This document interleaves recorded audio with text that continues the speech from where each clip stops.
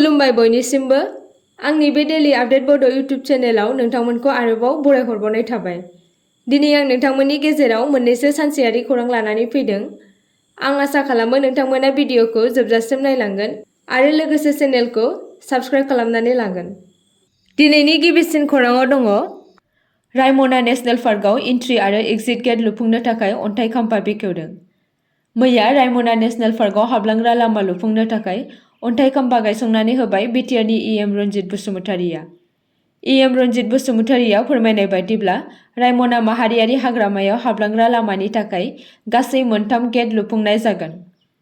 बेनिनो मैया गिबि गाहाय हाबग्रा लामा एबा गेट नम्बर 1 खौ लुफुंनो थाखाय अन्थाइ खाम्फा बेखेवदों आरो गुबुन मोननै हाबग्रा लामाखौ एबा गेट नम्बर 2 आरो 3 खौबो गायसननाय जागोन होनना फोरमायदों आरो बे गुबुन मोननै गेटखौ कुसुगाव आरो आथियाबारि रांनि गेजेराव लुफुंनाय जागोन होनना फोरमायदों। बेजों लोगोसे बिथाङा बेखौबो फोरमायना होदों दि सोलिबाय थानाय मानसि आरो मैदेरनि दाङाबाजिखौ होबथानो थाखायबो खामानि मावगासिनो दं होनना। नैथि खौराङाव दङ आसाम सोरखारा गं 27 जिल्लाफोराव गं 36 खाजोना बेंखन मावख'फोरखौ बन्द खालामनो थांखि लादों। रायजोनि खाजोना बिफाना गासै आसामाव 36 खाजोना बेंखननि मावख'फोरखौ बन्द खालामनो मोनसे गोनांथार थिरांथा लादों। बिफाना सिगांनिफ्रायनो गोहोम खोख्लैनाय मावख'फोरनो बिथोन हरखाबाय।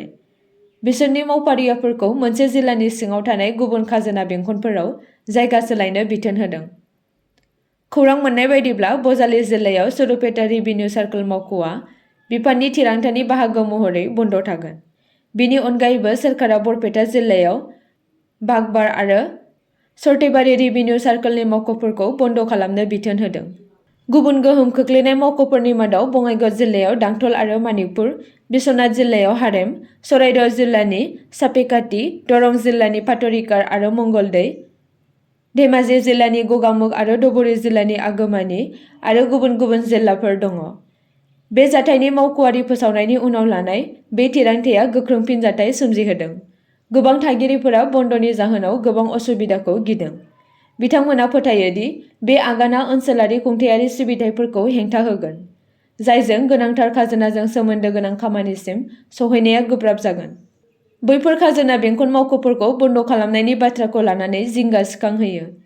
गामियारि आरो खावसे नोगोरारि सुबुंफोरा हेंथाजों मोगा-मोगि जागोन। दावबायनाय आरो सिबिथाइफोरखौ मोननो थाखाय लजिस्टिक जेंनाफोरजों मोगा-मोगि जानांगोन, जाय सिगाङाव बिसोरनि खाथिसिनमोन। थामथि खौराङाव दङ फिसाजोखौ जिनाहारि खालामनायनि दायाव सासे सुबुंखौ 72 बोसोर जोबथेसालिनि साजा फोसावदों।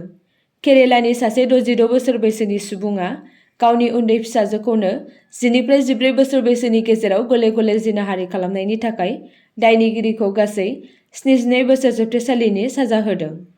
इडुक्की फास्ट ट्रेक स्पेशल कर्टनि बिजिरगिरि जर'खा सोरखारि बिजिरगिरि सिजमोन जसेफआ बुंदोंमोन दि दायनिगिरिखौ आथोनारि दायनिफ्राय गथ'फोरनि रैखाथि आयेन आरो आइपिसिनि सिङाव दायनि थाखाय गुबुन गुबुन जोबथेसालिनि साजा फोसावदों आरो बिजिरसालिया भुगिनांनाय सुबुंनो दायनिगिरिखौ 1.8 लाख रांनि जुरिमानाबो होनो खावलायदों। गाग्लोबजानाय हिन्जावसाया 10 निफ्राय 14 बोसोर बैसोनि गेजेराव जिनाहारि खालामजादोंमोन जेब्ला बियो बन्दनि समाव गावनि फरायसालिनि हस्टेलनिफ्राय गावनि न'आव फैदोंमोन। बे जाथाया 2012 मायथाइनिफ्राय 2016 मायथाइनि गेजेराव जादोंमोन।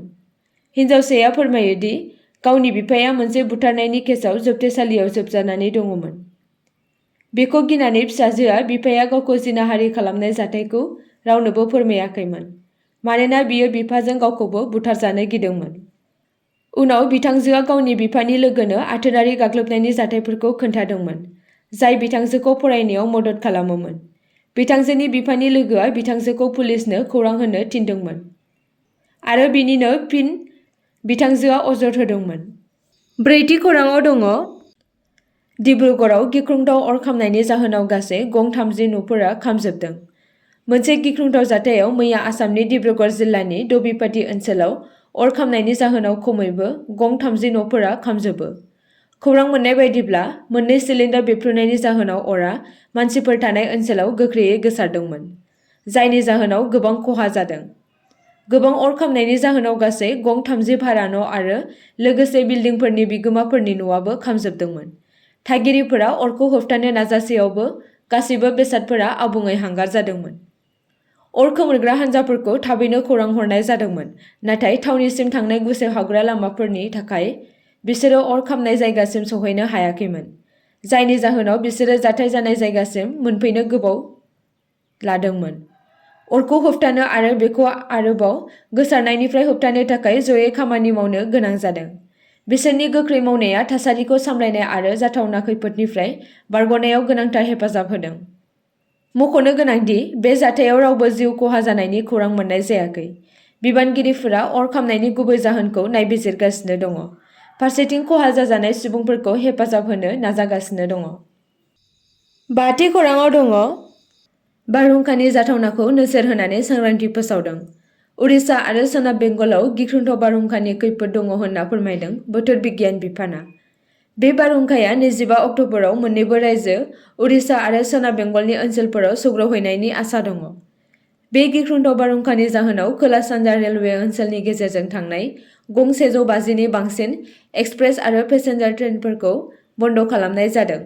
बोथोर बिफाना फोरमायनाय बायदिब्ला बारहुंखाया 24 अक्ट'बरनि हरनिफ्राय 25 अक्ट'बरनि फुंनि गेजेराव उरिष्या बोरिमाखौ बारनानै सोनाब बेंगलनि बोरिमायाव सौहैनो हागौ आरो बे समाव बारनि गोख्रैथिया घन्टासेआव 100 निफ्राय 120 किल'मिटार जानो हागौ। फोरमायनाय बायदिब्ला खोला आन्डामान लैथोमायाव मोनसे बारहुंखा सोमजिगासिनो दङ। बे बारहुंखाया मंगलबारसिमाव बेंगलाव सौहैगोन। आरोबाव बोथोर बिगियान बिफाना फोरमायदों दि 24 अक्ट'बरनि मोनायाव उरिष्यानि बोरिमायारि खाथियाव सौहैगोन आरो बेखौबो फोरमायदों दि बेंगलाव कालि फुजानि सिगां बारहुंखानि खैफोद जानो हागौ होनना। 6थि खौराङाव दङ सासे ड्राग्स फालांगियारिखौ रायजो राजाफोरा हमनानै पुलिसनो गथायना होयो। बरपेटा जिल्लानि हावलियाव ओनसोलनि रायजो राजाफोरा सासे ड्राग्स फालांगियारिखौ हमनो हायो। मख'नो गोनांदि थांनाय दान मोननैसो सिगांनिफ्रायनो बरपेटा जिल्लानि हावलिनि खाथि-खाला ओनसोलाव पुलिसआ नायबिजिरनानै गोबां ड्राग्स फालांगियारिफोरखौ हमदोंमोन।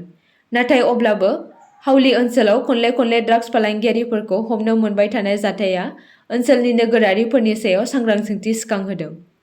जाथायनि सोमोन्दै फोरमायनाय बायदिब्ला समबारखालि बेलासिनि 5 रिंगासो समाव हावलि मैरामारा बाजाराव सासे सुबुङा ड्राग्स लाबोनाय बाथ्राखौ मिथिनानै रायजोफोरा सेबनानै हमनो हायो।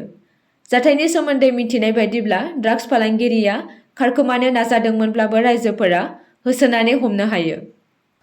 हमजानाय ड्राग्स फालांगियारिखौ हावलि आदम बाजारनि रबिकुल इस्लाम होनना मिथिनो मोननाय जादों।